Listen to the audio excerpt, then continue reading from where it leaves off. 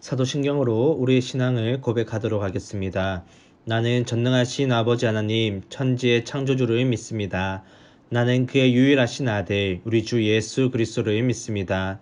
그는 성령으로 잉태되어 동정녀 마리에게서 나시고 본디오 빌라도에게 고난을 받아 십자가에 못 박혀 죽으시고 장사된 지 사흘 만에 죽은 자 가운데서 다시 살아나셨으며 하늘에 오르시어 전능하신 아버지 하나님 우편 앉아 계시다가 거기로부터 살아있는 자와 죽은 자를 심판하러 오십니다. 나는 성령을 믿으며 거룩한 공교회와 성도의 교제와 죄를 용서받는 것과 몸의 부활과 영생을 믿습니다. 아멘. 찬송가 218장 함께 찬송하시겠습니다. 내 마음과 정성을 다하여서 주 너의 하나님을 사랑하라. 내 몸을 아끼고 사랑하듯 형제와 이웃을 사랑하라. 주께서 우리에게 명하시니 그 명령 따라서 살아가리.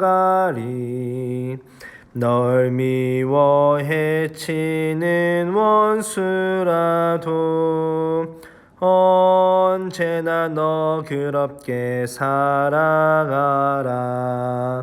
널 핍박하는 자 위에서도 신실한 마음으로 복을 빌라. 주께서 우리에게 명하시니 그 명령 따라서 살아가리. 나 항상 주님을 멀리하고 형제를 사랑하지 못하였다. 이러한 죄인을 사랑하사 주께서 몸버려 죽으셨다. 속죄의 큰 사랑 받은 이 몸 내 생명 다 바쳐 충성하리.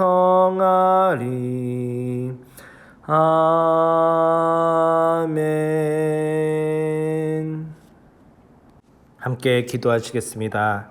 사랑의 하나님, 오늘도 이렇게 하나님께 예배함으로 오늘 하루를 시작하게 하심을 감사드립니다. 하나님께 예배함이 저희들의 참된 기쁨이요 행복임을 고백합니다. 하나님께 예배드리는 이 기쁨을 놓치지 않는 저희가 되게 은혜 다하여 주시옵소서. 주님, 믿음이 부족한 저희들을 긍휼히 여겨 주시옵소서. 하나님을 믿고 하나님을 의지한다고 하면서도 하나님보다 세상을 더욱더 의지하며 세상에 더 관심을 가지고 살아갔음을 이 시간 회개합니다. 주님, 저희들의 죄를 용서하여 주시고 주님의 자녀로서 세상 속에서도 믿음으로 살아가는 저희가 될 수 있도록 은혜 다하여 주시옵소서. 주님, 센텀 장로교회를 위해서 기도합니다. 하나님의 교회로서 세상 속에서 빛과 소금의 역할을 잘 감당하는 교회가 되게 하여 주시고 미래를 준비하는 교회, 이 세를 책임지는 교회, 선교를 우선하는 교회로서의 사명을 잘 감당하게 하여 주시옵소서. 특별히 저희 교회의 다음 세대들이 하나님의 말씀 위에서 바르게 성장하고 세워질 수 있도록 은혜 다하여 주시옵소서. 주님, 어려운 가운데 있는 성도님들이 있습니다. 저희들의 기도를 들어주시고 오히려 이러한 문제와 어려운 가운데 주님과 더욱더 가까워지고 주님의 살아계심과 도우심을 경험하는 그러한 시간이 되도록 은혜 다하여 주시옵소서. 오늘 하루도 주님과 함께하길 바라옵고 예수님의 이름으로 기도드립니다. 아멘. 제17장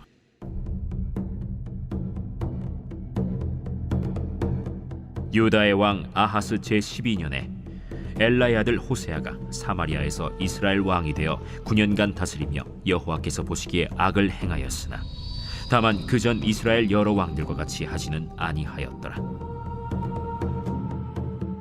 아수르의 왕 살마네셀이 올라오니 호세아가 그에게 종이 되어 조공을 드리더니 그가 애굽의 왕 소에게 사자들을 보내고 해마다 하던 대로 아수르 왕에게 조공을 드리지 아니하매 아수르 왕이 호세아가 배반함을 보고 그를 옥에 감금하여 두고 아수르 왕이 올라와 그 온 땅에 두루 다니고 사마리아로 올라와 그곳을 3년간 애워쌌더라.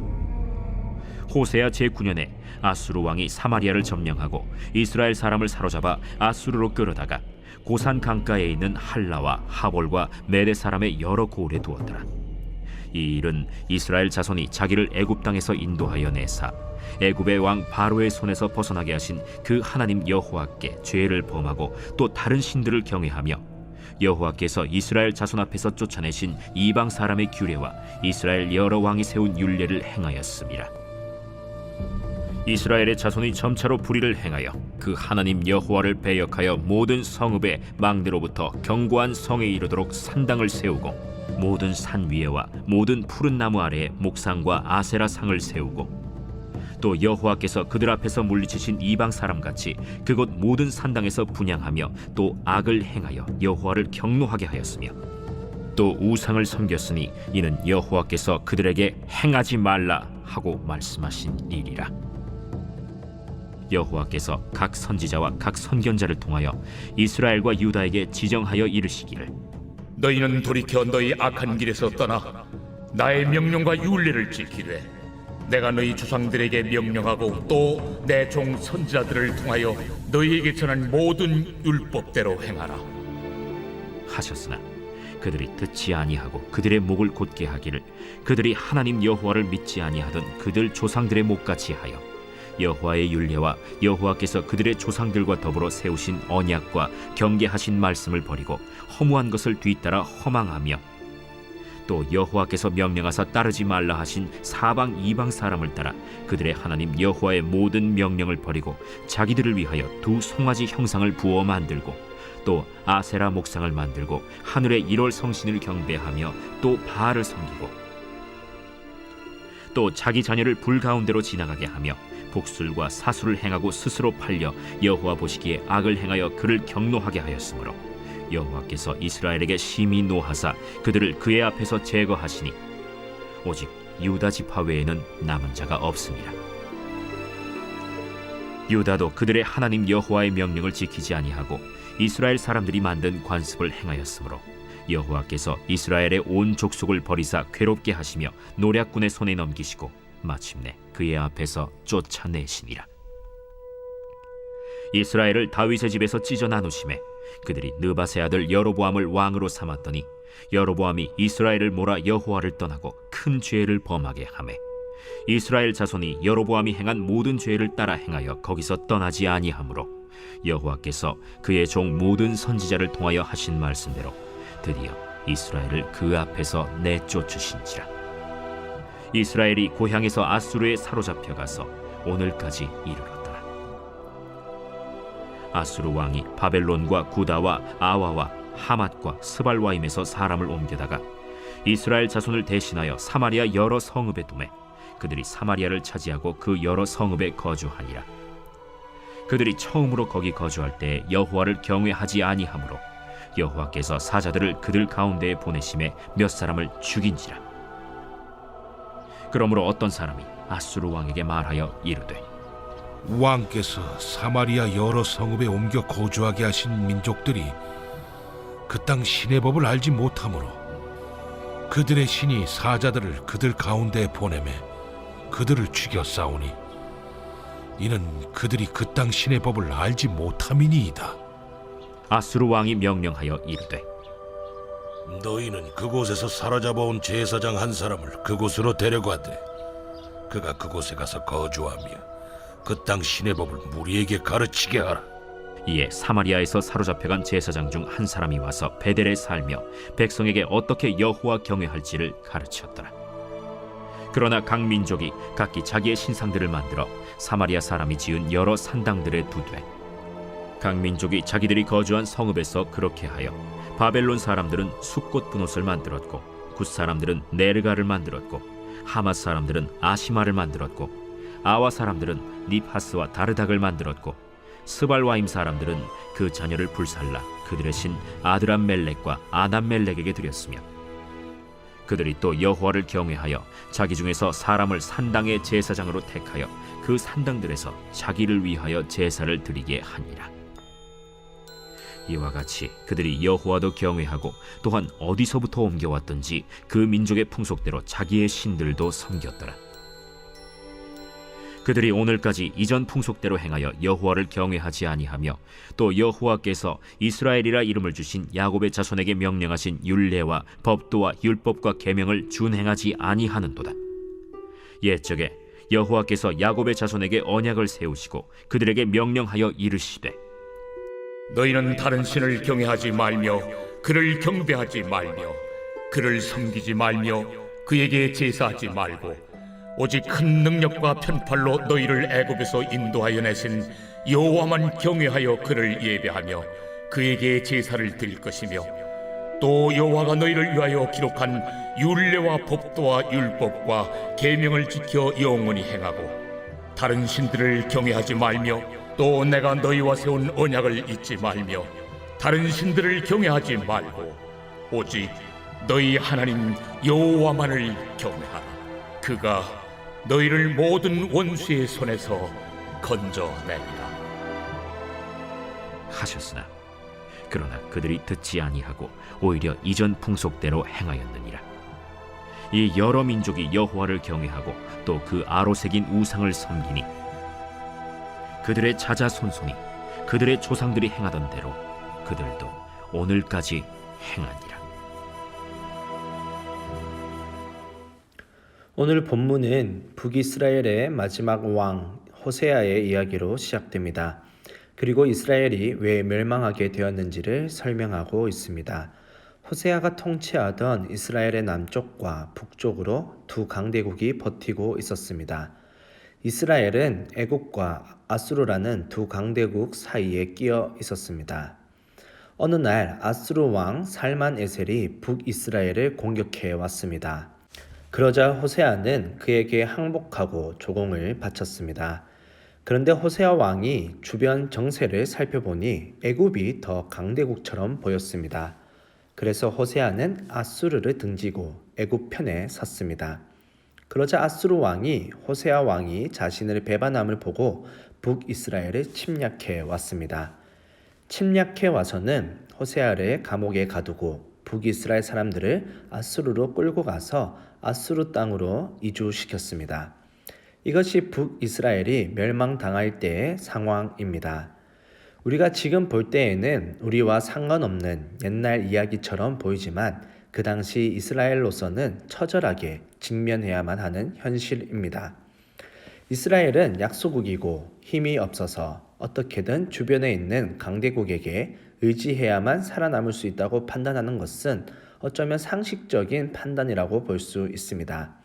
지금 우리나라도 그렇습니다. 중국과 일본 그리고 미국과 같은 강대국 사이에 우리나라가 살 수 있는 방법은 조금 더 힘이 있는 나라와 더 친하게 지내고 그들과 가깝게 지내는 것이 살 방법이라고 생각합니다. 그러므로 오늘 본문에서 북이스라엘의 호세아 왕이 정치적으로 판단해서 더 힘이 있어 보이고 유리해 보이는 애굽 왕과 친교를 맺는 것은 옛날에만 일어난 이야기가 아닙니다. 지극히 우리 현실에서 평범하게 일어날 수 있는 상식적이고도 정상적인 모습입니다. 그런데 이것이 결국 이스라엘의 멸망으로 이어지고 맙니다. 호세아 왕으로서는 현실을 정확하게 파악해서 대처한다고 한 것이 결국 나라를 멸망의 길로 인도하고 만 것입니다. 열왕기하 17장에서 이스라엘의 멸망의 이유를 설명하면서 특이한 설명을 덧붙이고 있는 것을 볼 수가 있습니다. 2절의 말씀을 보면 여호와께서 보시기에 앙을 행하였으나 다만 그 전에 이스라엘 여러 왕들과 같이 하지는 아니하였다라고 말씀하고 있습니다. 이 말씀이 재밌는 이유는 하나님께서 보시기에 호세아 왕은 악을 행하였는데 그 전에 이스라엘 왕만큼은 악하지 않았다고 이야기하는 것입니다. 이 이야기를 굳이 할 필요가 있었을까요? 왜 괜히 다른 이스라엘의 왕들과 비교해서 이야기를 하는 것일까요?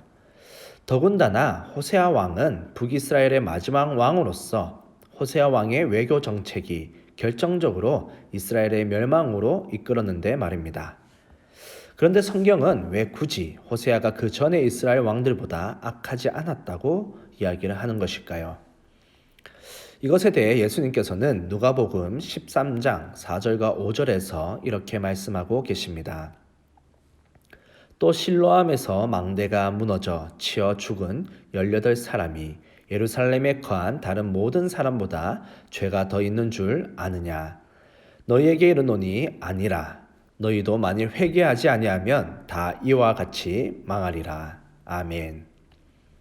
그러니까 성경이 굳이 호세아의 죄악이 다른 왕들보다 더 크지 않았다고 밝히는 이유는 북이스라엘의 멸망이 처참한 이러한 결과를 호세아가 맛보게 했지만 호세아가 이스라엘을 멸망하게 했다고 해서 그의 죄악이 다른 이스라엘 백성들보다 크지 않다는 것을 말해주는 것입니다. 우리는 누가 큰 사고를 당하거나 또 안 좋은 일을 당하면 저 사람이 큰 죄를 지었나 보다. 아니 권사가 무슨 죄를 지었길래 그러한 집안에 몹쓸 일이 생기는 건가? 장로가 되어서 저는 험한 일을 겪는 거 보니 아마도 우리 모르는 뭔가가 있나 봐. 이런 생각을 쉽게 합니다. 그런 생각에 대해 주님께서 하시는 말씀이 바로 그런 험한 일을 겪는 사람이라고 해서 다른 모든 사람보다 죄가 더 있지 않다는 것입니다. 이 관점에서 호세아의 외교 정책과 그 결과에 의한 이스라엘 멸망을 살펴보면 성경이 왜 호세아에 대해서 굳이 다른 왕들보다 더 악하지 않다고 말하는지를 알게 됩니다.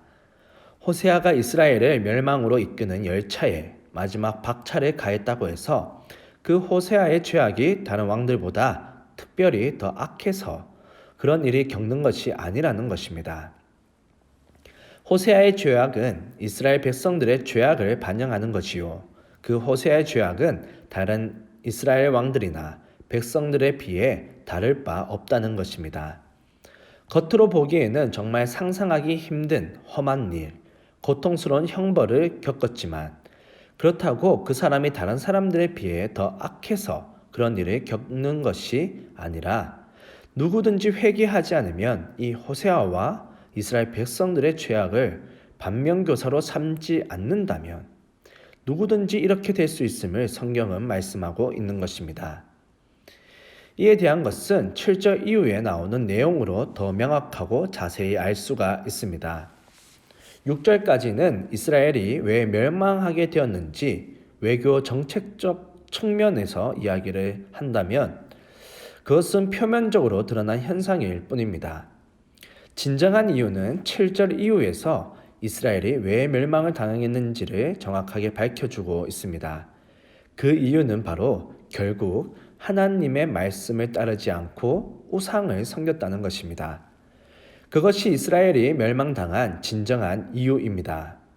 그러니까 호세아 왕이 외교 정책을 잘못했기 때문에 그가 실수했기 때문에 이스라엘이 멸망당한 것이 아니라 이스라엘 백성들의 죄악, 다시 말해서 하나님의 말씀을 따르지 않고 우상을 섬긴 것이 그 이유입니다.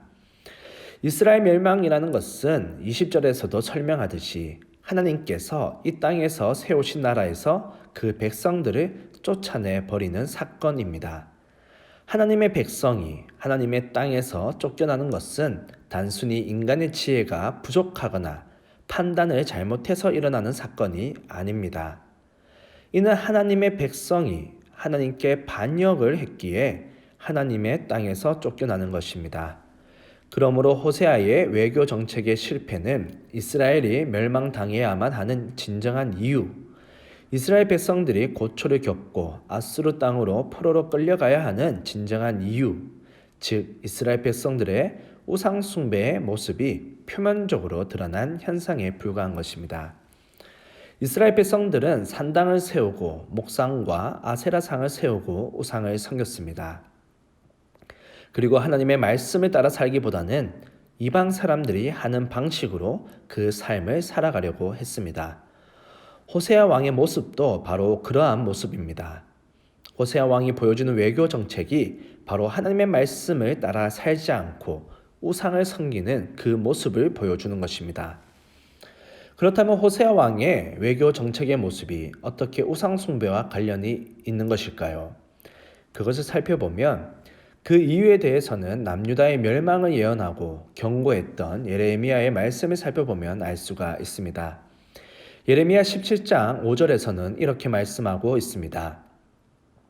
여호와께서 이와 같이 말씀하시니라. 무릇 사람을 믿으며 육신으로 그의 힘을 삼고 마음이 여호와에게서 떠난 그 사람은 저주를 받을 것이라. 이어서 예레미야 13장 25절과 26절에서는 이렇게 말씀하고 있습니다. 여호와의 말씀이니라. 이는 내 몫이요 내가 헤아려 정하여 내게 준 분깃이니 네가 나를 잊어버리고 거짓을 신뢰하는 까닭이라.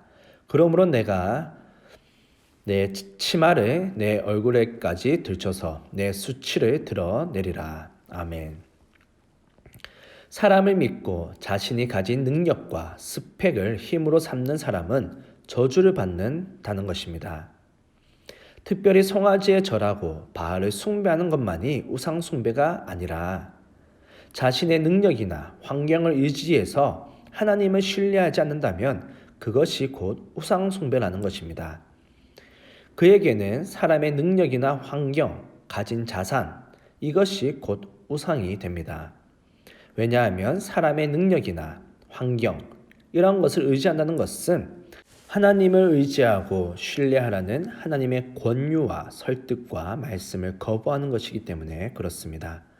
사무엘상 15장 23절에서는 거역하는 것은 점치는 죄와 같고 완고한 것은 우상에게 절하는 죄와 같음이라고 말씀하고 있습니다. 하나님의 말씀을 듣지 않고 고집스레 자기의 욕망의 성취를 위해 세상 방식과 힘을 의지한다면 그것이 곧 우상에게 절하는 죄와 같다는 것입니다. 하나님께서는 이스라엘이라는 민족을 만드심으로 하나님의 백성이 하나님을 의지하는 모습을 보여주고자 하셨습니다. 이스라엘을 항상 이스라엘을 노리는 강대국 틈에 있게 하심으로 하나님을 의지하지 않고서는 살아갈 수 없게 하셨습니다. 그런데 이 이스라엘의 백성들이 도대체 하나님을 의지할 생각을 하지 않는 것입니다.